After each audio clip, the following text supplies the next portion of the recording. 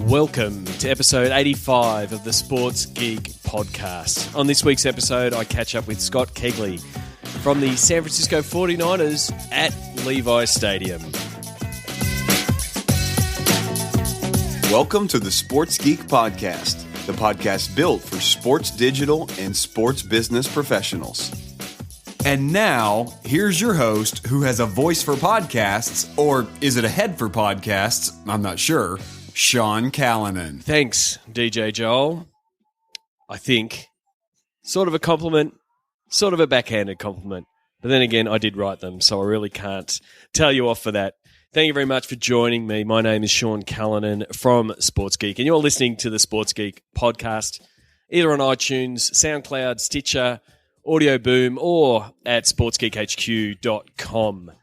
I'm back in Melbourne, from the Sports Geek trip, 2.5 weeks, London, San Francisco, San Diego, and I can't figure out why no one feels sorry for me when I get the flu upon returning to Melbourne. Maybe it was all of those updates from all the terrific venues and people I was meeting with. So that's why there has been a delay in this podcast. I did lose my voice a little bit upon returning, and I want to make sure that Sports Geek podcast is of the highest quality. On this week's episode, I catch up with Scott Kegley from the San Francisco 49ers. It was good to catch up with him in real life at Levi Stadium a week or two ago now to talk about what he's been doing at the 49ers around the digital efforts, what it's been like moving to Levi Stadium and having a fully tricked out stadium like Levi's is with all the latest tech tools and tech gadgets there, and also talk about some of the approach that they've taken with specific platforms such as Vine, and we talk about how the 40 Viners program or campaign was used to develop the Vine presence for the 49ers. So I hope you enjoy that, and for those of you who are going to attend SEAT in July, the technology tour of Levi Stadium will be pretty phenomenal. I only had a brief look at it with Scott, and then was lucky enough to go to WrestleMania to finish up my trip and see Levi Stadium in action and see how it dealt with crowds and some of the things that they did from a technology point of view to make sure people got to their food on and all of that kind of stuff. We'll have a deep dive technology tour of Levi Stadium kicking off SEAT on the Sunday that SEAT kicks off, which is the 19th of July. Not long now. So after the interview with Scott, I'll talk a little bit more about what happened while I was in San Francisco and some of the plans we've got for SEAT in July. I'll also give you some of the highlights from social media marketing world in San Diego. Caught up with a few friends in San Diego for a fun couple of days. Some of the highlights from that and some of the key, I guess, key lessons that I took away from that from some of the leaders in the industry, guys like Pat Flynn, a guy who I credit why I'm doing podcasting after seeing Pat in 2013. I'll get a little bit more review of WrestleMania and also why I've done a complete 180, not a Jason Kidd style 360, because that would put me back in the same position, but I've done pretty much a complete 180 on Snapchat after playing around with it in London and in San Francisco and seeing some of the geo filters and the Snapchat stories around big events like WrestleMania. I can really see why sports can use Snapchat, but also why it's on collision course with rights holders in sport. So without further ado, I guess that's right. Again, I'm going to half blame my cold. Here is my chat with Scott Kegley from the San Francisco 49ers.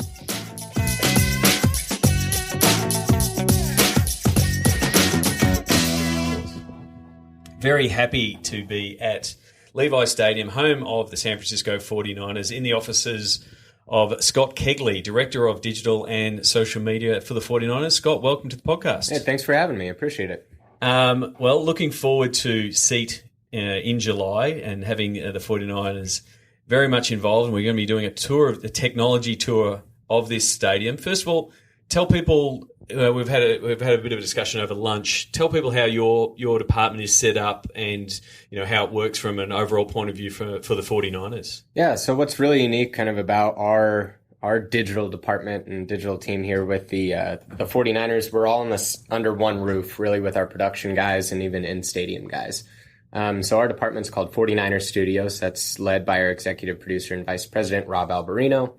And essentially there's 3 different groups under that main department.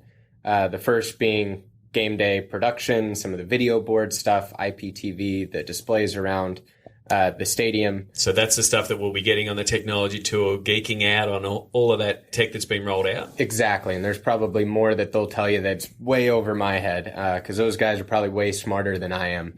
But then the second part of our department, really video production side of things. We have 2 television shows, The Faithful and 49er Way. That comes out of that group, as well as everything that you see on the web. We shoot everything with Sony F55 cameras, which are just top of the line.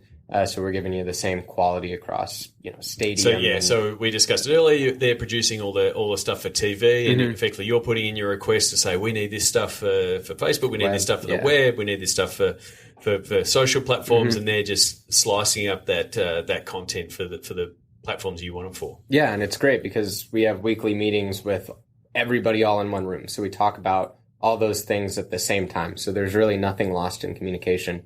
And then our department is really 4 things, everything that's digital, our content. We have 2 writers, and then mobile.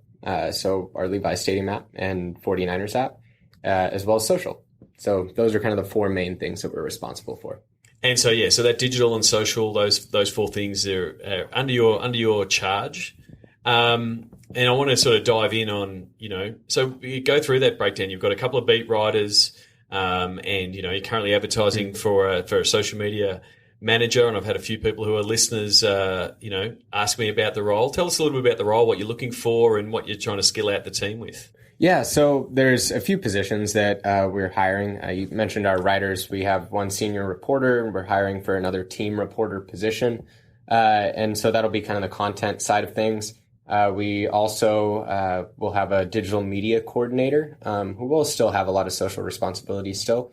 A lot of execution stuff. Exactly. Once you've rolled out, there's all the different platforms that have to be serviced. Yeah, so he'll be starting in just a couple of weeks here, in April 13th. So the last position we really have to fill is that social media manager role, and really a focus on, I guess, a lot of different things, but part of it being the community management side of things. Yep. Part of it being getting all entities, social entities within the organization kind of on the same page with everything too, as we really just become more efficient and effective with what we're doing on social media. So whether that's advertising, helping out, our team store with certain things, or Levi's Stadium events, kind of helping as an internal consultant of sorts for some of the other groups, as well as helping out with all the 49ers social channels. Because that's the thing. You've got multiple, sports teams have these, multiple competing departments that do want access to social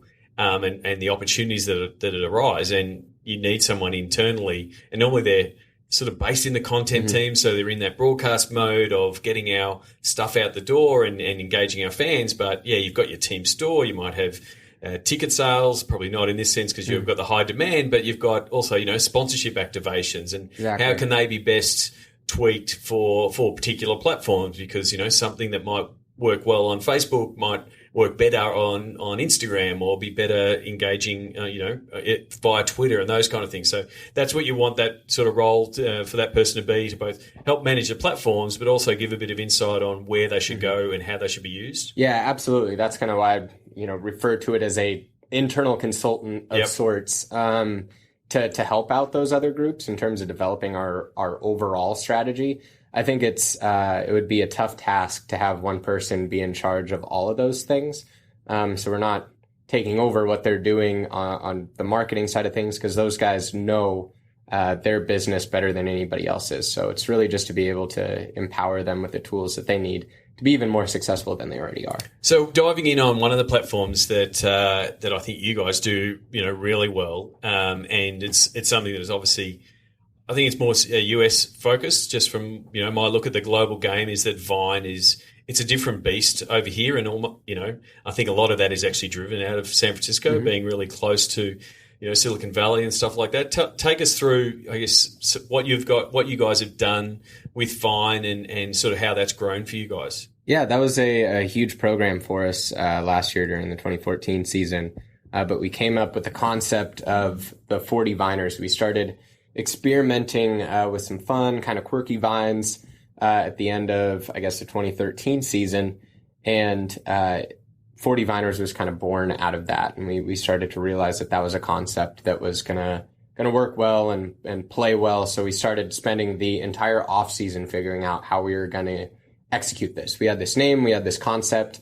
We needed to find the best fine artist in the business, and we had one up in San Francisco, in Ian Padgham, and we're able to work with him. And then ultimately we wanted to bring a sponsor to the table as well. And so Levi's kind of became apparent that was going to be the perfect partner for the program. They really wanted to be able to do something unique and different, and they've been amazing to work with.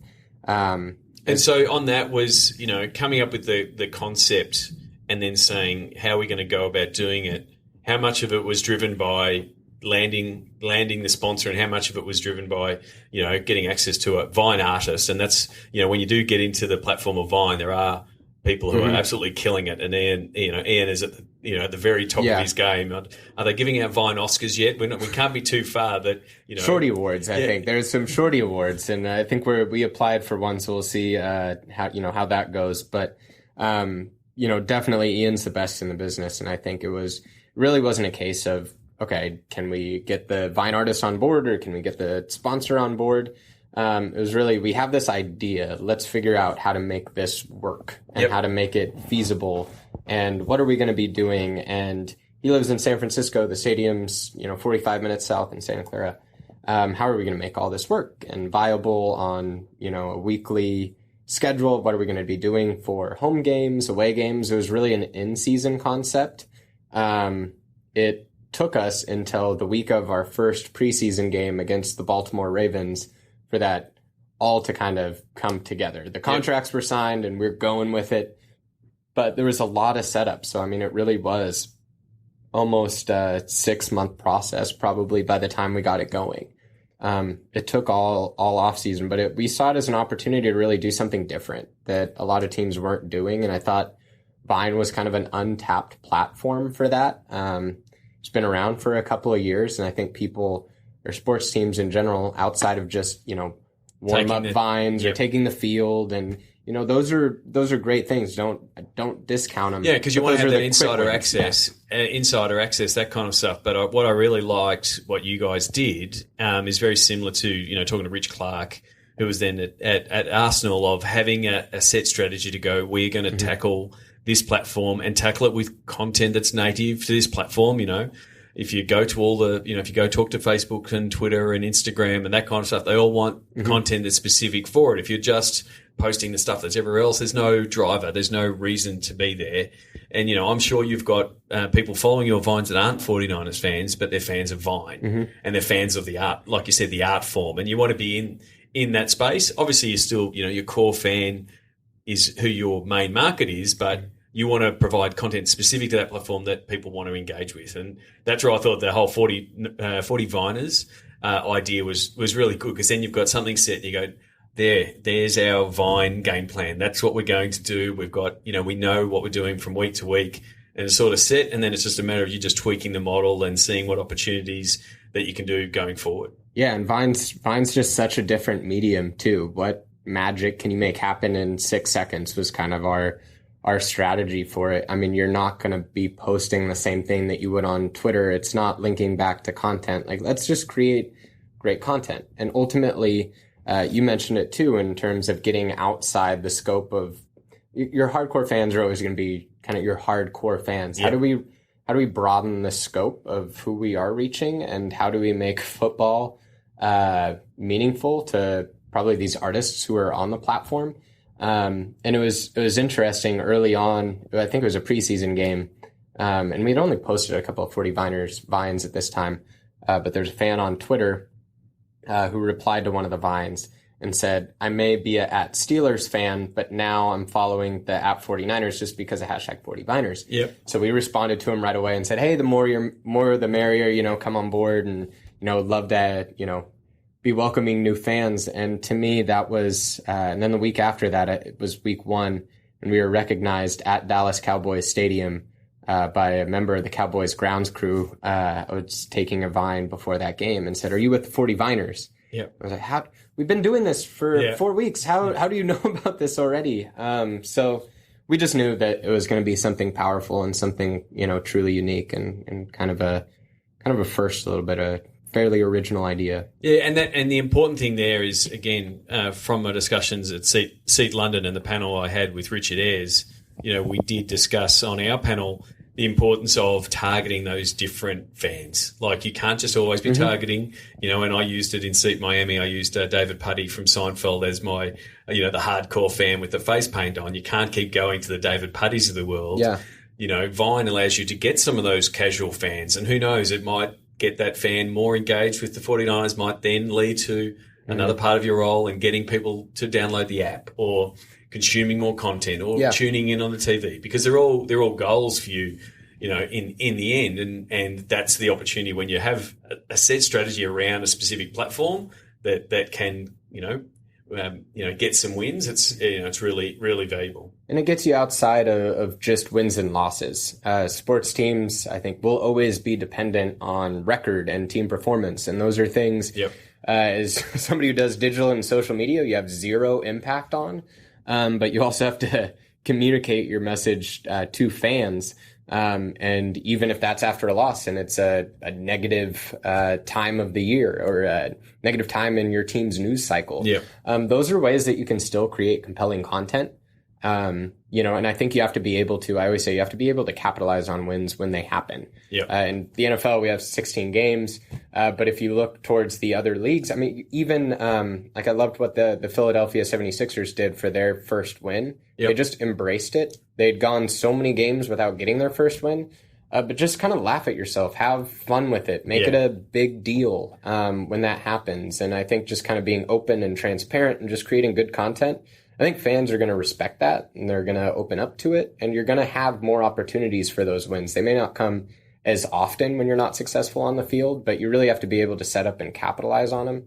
And 40Viners was definitely something that we were able to utilize for that as well. Yeah. Brian Sarabian jokes about the best marketing strategy is winning a World Series. Yeah. Right. And the lucky thing for him is that they keep winning. But keep doing it, Brian. Yeah.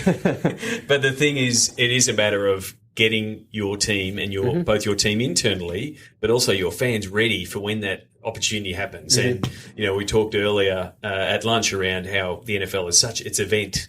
Every game it is an event, and even it can be a touchdown run or a 2-minute drill comeback. Like, they are massive events that your team, by putting out the right content, putting out the right tone on the right network, can, the fans just want to be part of it. And so it's a matter of, training your fans for that moment to go, this is the moment, guys, go. Yeah. And whether it's revining, whether it's retweeting, whether it's using a hashtag, or whether it's, taking a selfie, when you're on the field, like that's what we do every day. You've got to try to train those fans to do exactly what you want. Yeah. And when we did have that opportunity and we're very close to winning the ultimate prize, what we did for our Super Bowl run season was we created the Quest for Six. Yep. And that was actually something that we, kind of saw happening like on social, and fans responding positively to that. And when you can take it as a team and really run with it, our fans are still tweeting about it, and it's kind of more of a playoff thing for us. So it's interesting to see, the fans still using it and being able to see and how it translates to kind of to the physical space on rally towels. And we had Quest for Six flags down in New Orleans, and it's great to see those then just a hashtag that you created online on Twitter, and now it's on Bourbon Street. Well, that's the thing. I mean, that's the power of listening, and if you listen to Gary Vaynerchuk, he still says, go out there and listen to what your fans are saying. Sport's no different. If the fans are driving something like Quest for Six, and John McCauley saw the same thing with We the North with the Toronto Very Raptors, cool. right? Yeah. They were that plan, that marketing plan, which is what it was, was getting ready to be rolled out. And then they started going on a run, and this movement came, and they went, let's pull the trigger, let's go early. And it just became something bigger than they could ever believe. And it becomes, it becomes a secondary brand. It becomes a sub brand that now you can grab at any point. Now it's now it's like a way of life in Toronto. And, and that's the thing. You now know that this quest for 6 it's almost sitting there. It's in your toolkit of when you can pull it out at any point. And hopefully, you get to pull it out again for this season and ride the wave, so to speak. And it's really important to let the fans feel like they've owned it, or even they've come up with it, and then it's just no problems. Whereas if you try to force it and it's not getting accepted, sometimes it's better just to let it go, because you really want the fans to own it. Yeah, and I think that's what social can really do. Social and digital can really do, is because they can take a lot of those marketing campaigns that, okay, you see it on a billboard, or you're told to use this. Fans don't really want to hear that. They kind of just want it to be cool already. Yep. We were talking about 49ers Invasion, which was our campaign for fans who travel on the road. Really, so being road warriors. Exactly. Yeah, and so really be able to give them an identity, because we want to. That helps from a football standpoint as well. Let's go in and let's make our presence known in the road games that we have that year. And that's something our fans already do very, very well. They travel extremely well. And so we're able to give them an identity. Yeah, so what were the calls to action around that 49ers Invasion? What were you asking fans to do? It was simple. All you had to do was tweet at us and use the hashtag, and you got a customized note. We worked with a company called Digigraph. Yep. So people probably listening to this podcast were very familiar with what U.S. Soccer did. Yep. So it was somewhere along the same vein. And we were basically selling T-shirts and hoodies that people could have on the road, and as well as just get people to talk about it and give them an identity. But then there was also a little bit of a payoff at the end. And it was very cool. We started it 4 or 5 weeks into the season was the time we finally got it off the ground.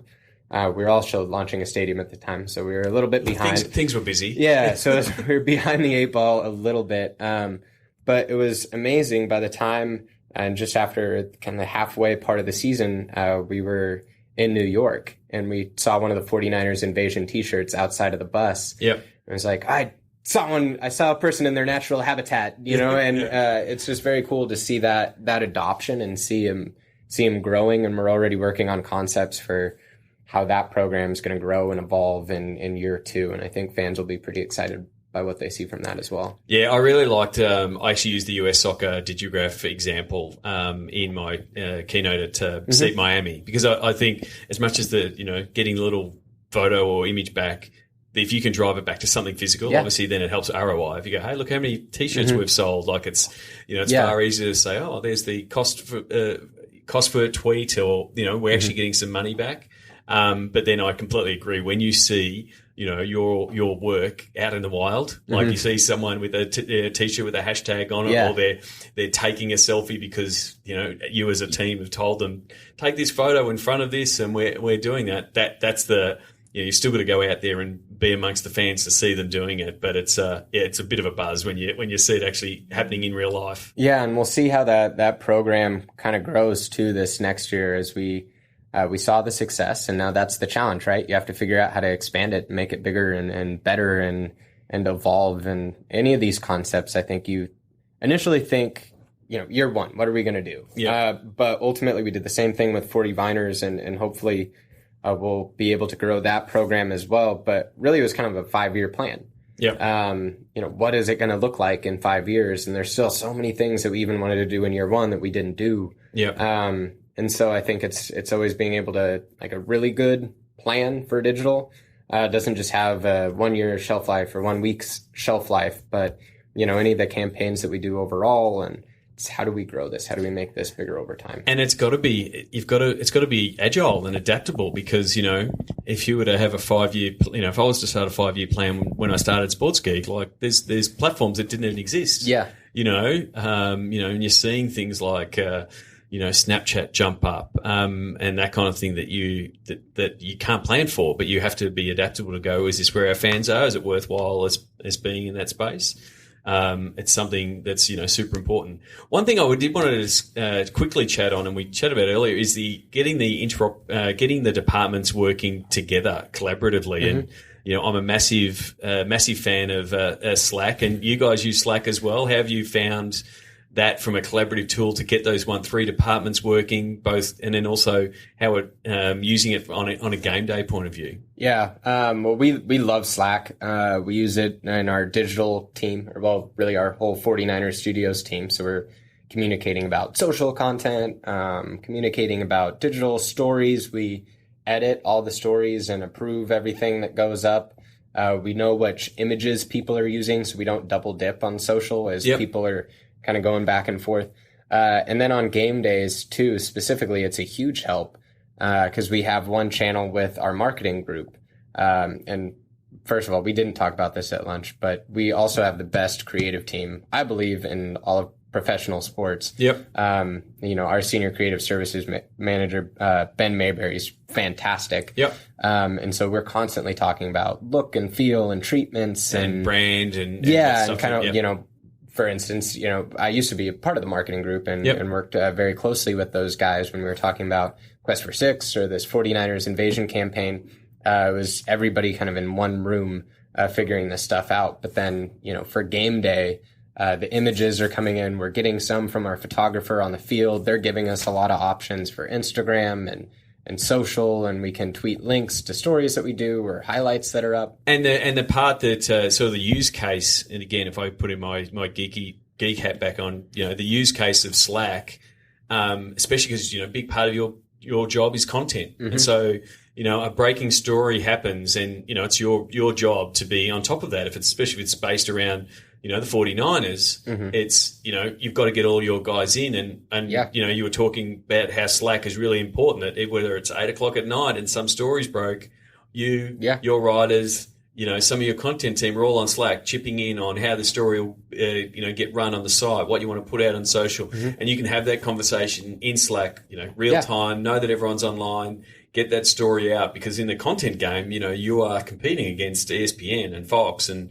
all the media players. You want to get your take out quickly, and Slack's really helped shorten that cycle for you guys. Yeah, absolutely. And just real world example, myself and our digital strategist, Eric Stark, we're in Salt Lake City for the Adobe Digital Summit. Yep. The week free agency started, we signed Torrey Smith, and Patrick Willis also had his retirement press conference.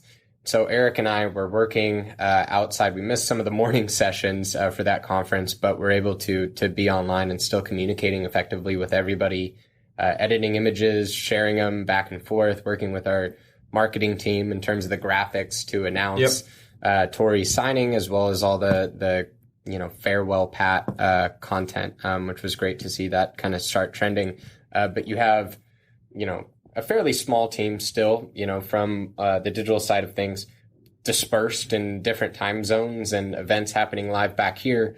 And so we were still able to get all that done. That was the first press conference that we were able to stream live on our 49ers app as well. So we were kind of crossing our fingers and hoping that went okay. And Slack kind of helped us to feel a little bit more comfortable about that. Well, I know you've got a meeting coming up, so we've got to wrap this up. But I do have to finish this interview because I am from Australia, and pretty much we open the paper every day and we're hearing more about how Jared Hayne, former Parramatta Eel, so the current, well, the best way to put it is one of the best players in the NRL, has quit the NRL and has been signed by the 49ers.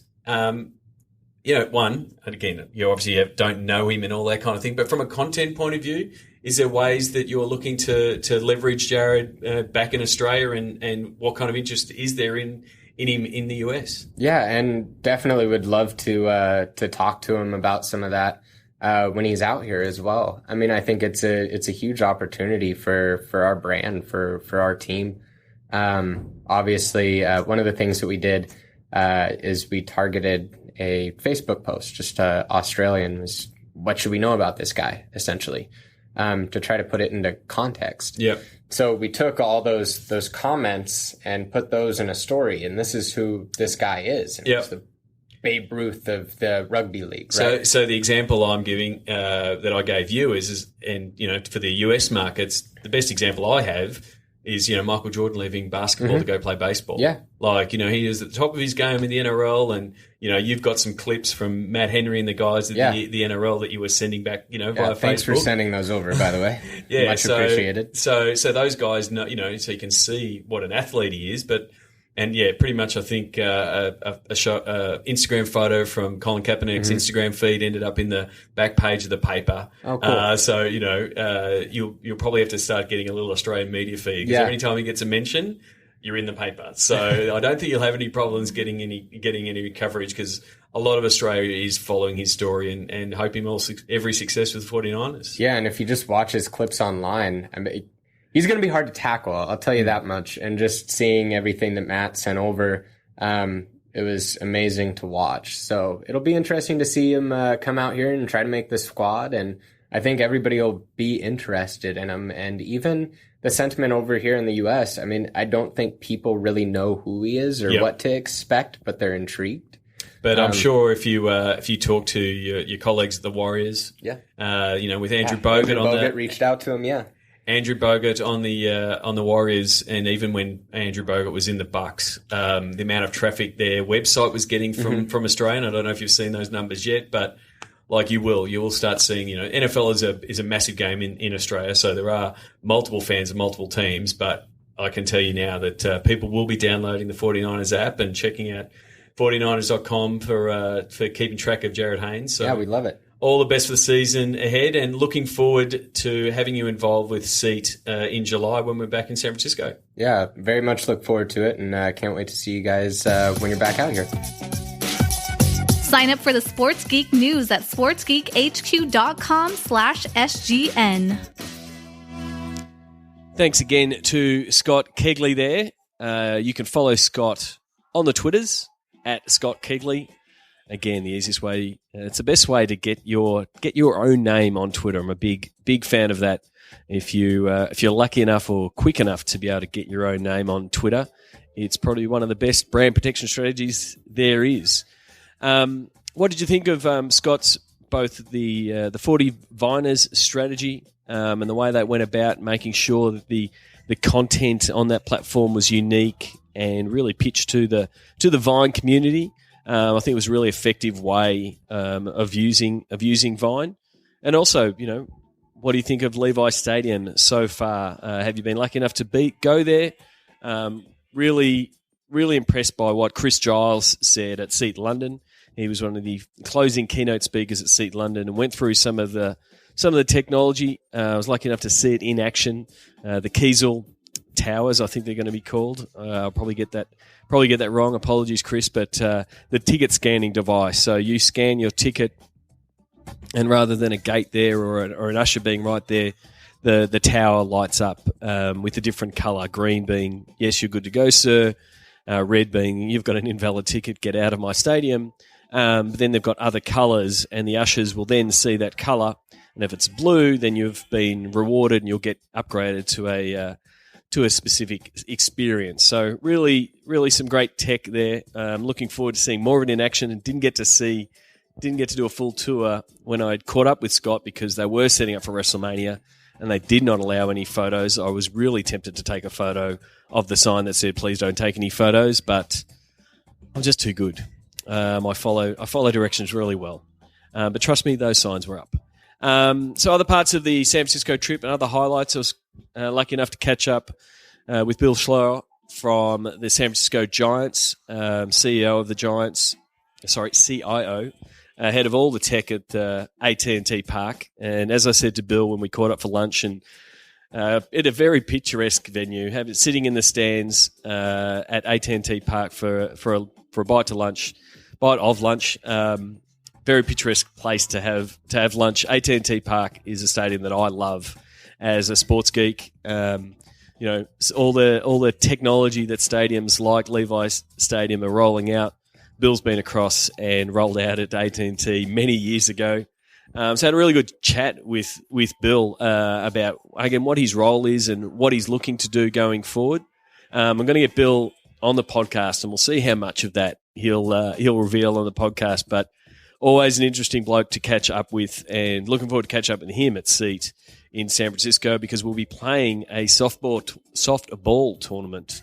We're going to pit all the tracks against one another and have a hit of baseball, a hit of softball on the field. So how cool is that? So I'll be heading up the team digital, and I'm looking forward to taking down the CRM team with captains like Russell Scabetti, former podcast guest and runner of SB Week.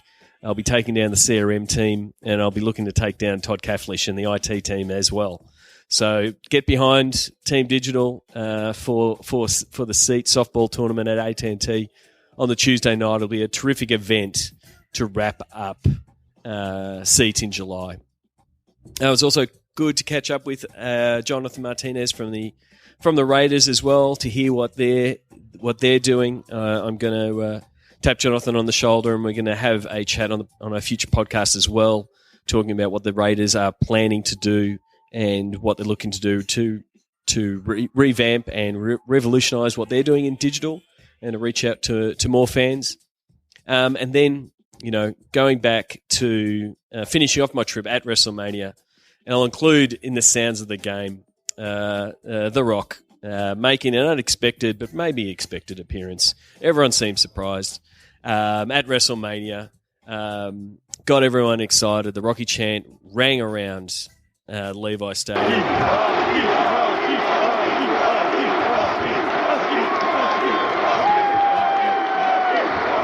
It really was a phenomenal live experience, and that's something that WWE do very well. 76,000 people in attendance. We were lucky enough to have access to the Levi Club, which was a club bar, obviously fitted out with Levi's, all the staff wearing Levi's, that kind of thing. Great access to different bars and different foods. Terrific venue. The only thing I thought that was a little bit strange with the amount of people there was the amount of merchandise that the guys at WWE ran out of. I would have thought in this day and age they would have better projected how much merchandise they would have sold on the day. But if that's my only downer for that event, not much more. One thing I did want to talk about is Snapchat, and I've been playing around with Snapchat. You can add me. Sean Callanan, funnily enough, is my Snapchat handle, and I'm slowly building up a list of pro teams who are using pro teams and leagues that are using Snapchat. I'm going to publish that list shortly. Just playing around with it, seeing how teams are using it. The Snapchat story is really a groundbreaker for me, in that it, one, allows you to share snippets of game day, snippets of non-game day, and share them with your fans and get them fired up. But I think the real piece that is really key for Snapchat is this Snapchat stories that are around, that are geo-filtered. So what I was able to do when I was at WrestleMania, as I was taking some snaps, and I'll share some of the snaps that I shared from WrestleMania in this post. But what I was able to do is both add it to my story, so people were able to see my story at WrestleMania, and as a video form, going through, seeing here's a picture, here's some video, that kind of thing. But I was also able to add it to the WrestleMania story from everybody. And if you're on Snapchat, get on and check out these live events, especially around big games, that these curated stories from the crowd, from the fans' point of view, are a completely different way to consume a sports event. And so while I was away, I was seeing the Cricket World Cup and the coverage of that via Snapchat, and it was all from the stands. It was all fans jumping up and down. It was really feeling the emotion. One of the things that we're always looking to do with clients in working on what they're trying to get to, one of the big drivers is we want more people in the stadium. The cheeks on the seats is the phrase that I've taken on board after talking to Katie Morgan from the Texas Rangers. And I think Snapchat helps drive that FOMO mentality, fear of missing out. I need to be at the stadium. Because you're seeing this raw emotion, this shared experience from these Snapchat stories. So hoping to talk to some of the guys from Snapchat on a future episode, but also get them to seat. I think there's a real opportunity there to help sell the story and tell the story, not just sell the story, but tell the story around your stadium and around your events. From a conflict point of view, obviously there is diametrically opposed in the other corner, if we do it WrestleMania style, is the TV and digital rights holders. So where do they fit? Where do they sit with Snapchat? And we can also chuck in Meerkat and Periscope into this equation, this live streaming or near live streaming or live event video. Where are the big players going to sit to say, we don't want this action? And then the other part, and guys like Bill Schloer at the Giants have to solve as well, as more fans want to share this content, whether it's a small video on Snapchat or potentially live stream with Meerkat and Periscope. What's going to happen to Wi-Fi capacity and things like that as people want to share more and more video? Obviously, that's going to be a concern. I'm no doubt talking to some of the people from the seat steering committee. I have no doubt we'll have a panel that's pretty much based around that. Probably get the IT guys involved and the digital guys involved and say, look, we've got these cool tools. The fans want to use them, but they're going to smash the Wi-Fi and smash the DAS and really make the experience a lesser for other participants. So big discussion point. I'd love your feedback. Either send me a tweet at Sean Callanan or at SportsGeek.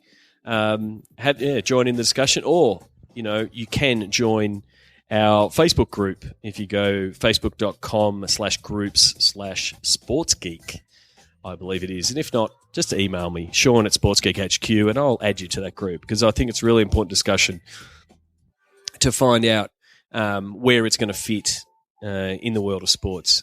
From social media marketing world, for those of you who have followed what I've been doing for a couple of years, know that I went to social media marketing world in 2013.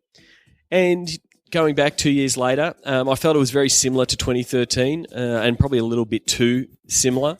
I was actually looking for a little bit more deep dive, advanced topics, and it was a little bit too, early, and people new to the scene, and a lot of people selling from the stage, which was one of the down points from it.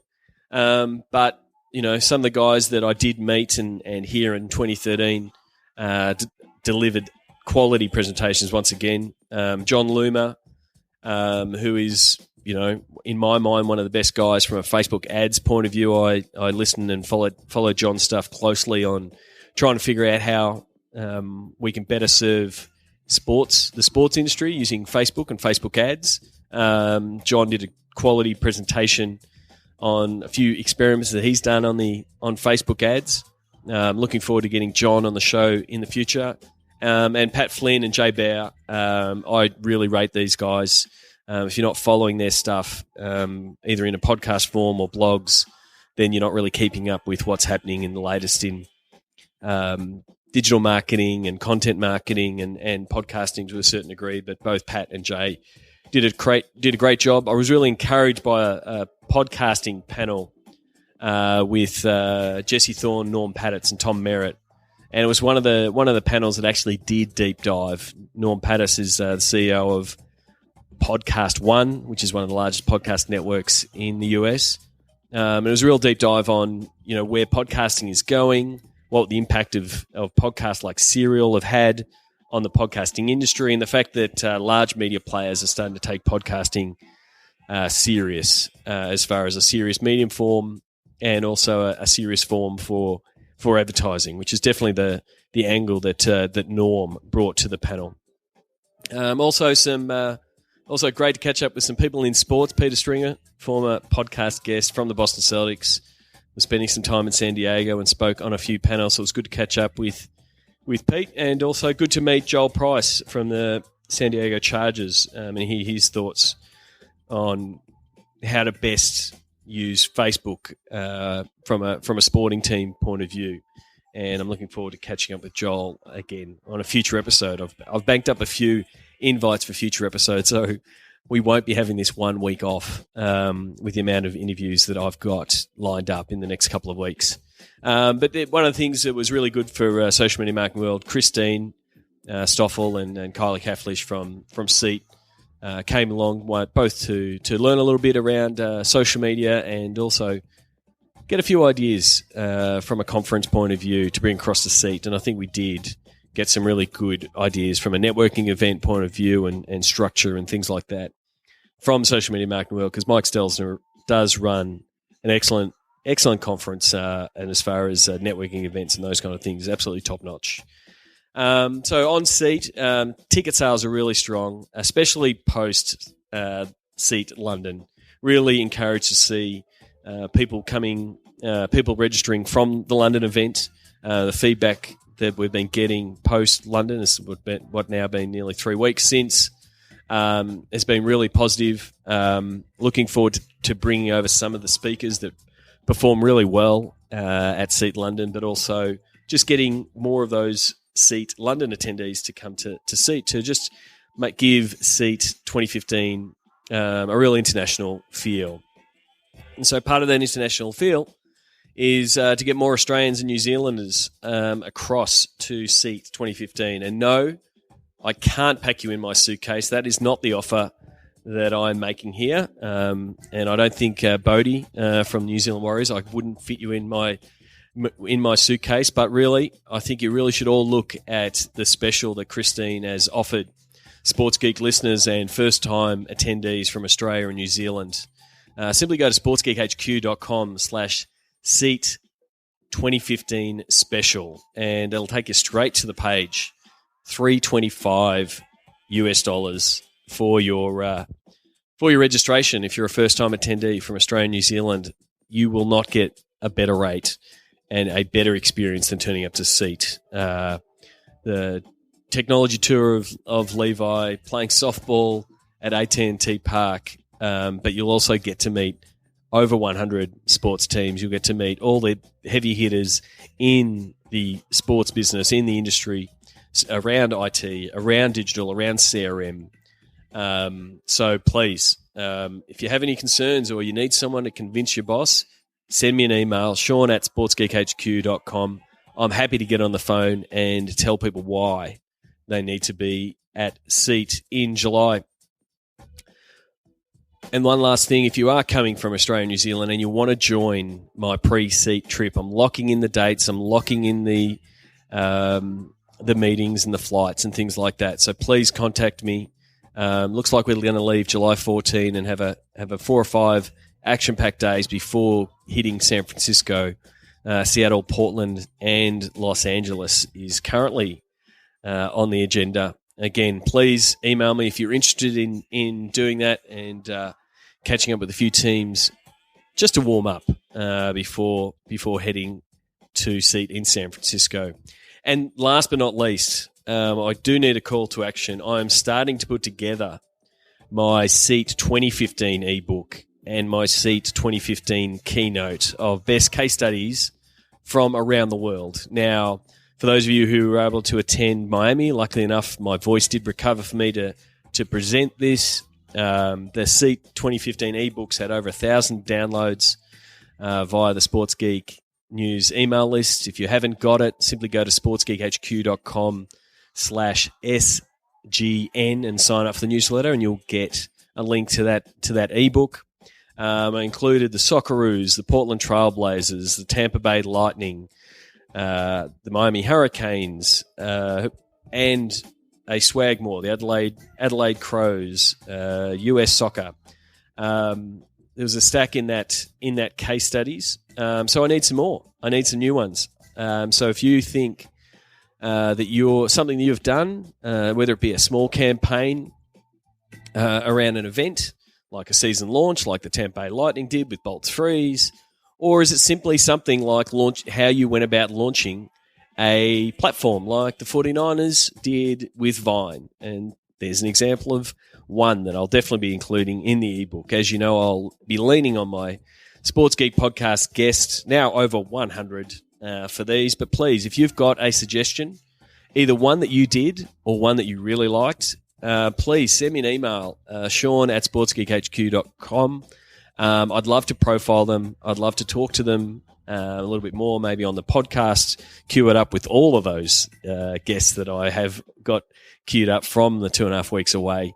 But yeah, I really do. This is my call out. If you want to be included in that Seat ebook and potentially included in my Seat 2015 keynote, looking at best practices in digital, please send me an email, Sean@sportsgeekhq.com.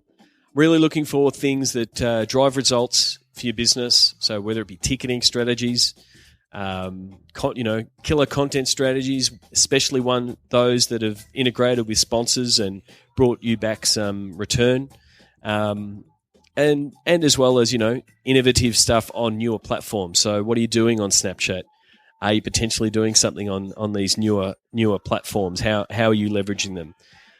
So it will be a mix, and also don't forget, simple, tried and true email campaigns. If you've done an email campaign recently that absolutely knocked it out of the ballpark, I want those included, because I don't want to just stick with the new, brightest, shiniest things. I want to make sure that I'm also focusing on campaigns that absolutely killed, even if they're not using the sexiest new platforms. Anyway, thank you very much for listening to this. This has been episode 85. You can find this episode, as you can with every episode, by just simply putting the number after sportsgeekhq.com/85, and you'll get the show notes, links to Scott Kegley on LinkedIn. Send him a connection, send him a tweet, tell him you've listened to the episode. And if you have listened to this episode and you're running or you're driving, when you do get to your computer, can you please go to sportsgeekhq.com/iTunes, and that will take you straight to the iTunes store. And if you could leave a review, I'd very much appreciate it. Over 67 reviews so far, and I'm very appreciative. Thank you, Kim. Thank you, John. Thank you, Tom, for some recent podcast reviews, and really encouraged to see it growing in multiple countries, both boosting the reviews in the US, the UK, Germany, Ireland, Canada. It's one of the good things about iTunes is that you can see them in multiple countries, but the only problem is that I only see them in each country in using a tool to scrape them and pull them down. So 67 overall. Thank you very much. If you could leave a review and pass it on to your friends and colleagues. And last but not least, SB Week. SB Week is happening the week of April 13. SB Week is being run by Russell Scabetti from thebusinessofsports.com. There will be a SB Week at a city near you. I have no doubt. Russell has done a phenomenal job in organising SB Week. I'm trying here to come up with how many cities, but there is an SB Week somewhere in the US. There will also be one in Brazil, Canada, London. There's 4 in India. I'll be running one in Melbourne at Etihad Stadium on April 13. You can simply go to the Sports Business Melbourne meetup group. Go to meetup.com/sportsbusinessmelbourne and you'll find that. Very happy to have a couple of sponsors. Etihad Stadium, obviously. Sarah Brady, thank you very much for hosting us during the evening. The PMY group, Interact Sport, Interplay Media, they've all donated $250 to the V Foundation for Cancer Research as part of our SB Week. I get very competitive when these things come up, and I want to be seen as the SB Week that raises the most money. So the sponsors have already kicked it off and got the ball rolling. $5 from every single attendee will also go to our donation at the end of the week. So if you're in Melbourne and you work in sports business, Monday, the 13th of April, Etihad Stadium is the place to be. We're going to have a little bit of a technology tour of Etihad Stadium with its new Wi-Fi rollout. I'm looking forward to checking it out this weekend, so I'll be able to talk with experience about how it is going. And also I'll give a little bit of a recap of how my trip went at SB Week. So if you're in Melbourne and you work in sports biz, or you're in Melbourne and you want to work in sports biz, Sports Business Melbourne Meetup Group for mine. Sign up and join. If you can't attend, at least join the group and you will know when our next event is going to happen. That's it. I think I've done all my calls to action. So send me your case studies around digital activations that you've done in the last 12 months. Sean at sportsgeekhq.com. And until next week, my name is Sean Callanan, and you've been listening to the Sports Geek Podcast. Like the Sports Geek podcast? Find us on Facebook at facebook.com/sportsgeek. Please leave a review on iTunes. Go to sportsgeekhq.com/iTunes. Did you know Sports Geek Podcast has listeners in over 50 countries? Thank you for listening to the Sports Geek Podcast.